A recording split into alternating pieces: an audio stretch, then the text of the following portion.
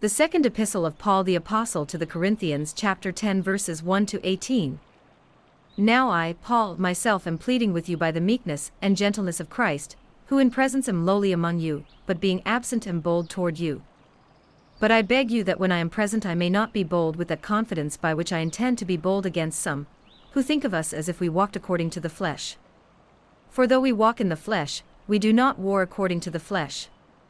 For the weapons of our warfare are not carnal, but mighty in God for pulling down strongholds, casting down arguments and every high thing that exalts itself against the knowledge of God, bringing every thought into captivity to the obedience of Christ, and being ready to punish all disobedience when your obedience is fulfilled. Do you look at things according to the outward appearance? If anyone is convinced in himself that he is Christ's, let him again consider this in himself, that just as he is Christ's, even so we are Christ's. For even if I should boast somewhat more about our authority, which the Lord gave us for edification, and not for your destruction, I shall not be ashamed, lest I seem to terrify you by letters. For his letters, they say, are weighty and powerful, but his bodily presence is weak, and his speech contemptible. Let such a person consider this, that what we are in word by letters when we are absent, such we will also be in deed when we are present. For we dare not class ourselves or compare ourselves with those who commend themselves.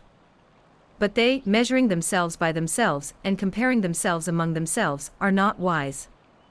We, however, will not boast beyond measure, but within the limits of the sphere which God appointed us, a sphere which especially includes you.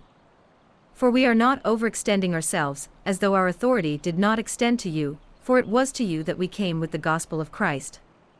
Not boasting of things beyond measure, that is, in other men's labors, but having hope, that as your faith is increased, we shall be greatly enlarged by you in our sphere.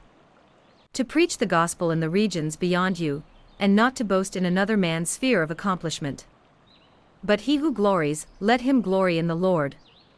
For not he who commends himself is approved, but whom the Lord commends. The second epistle of Paul the Apostle to the Corinthians, chapter 10, and verses 1 to 18.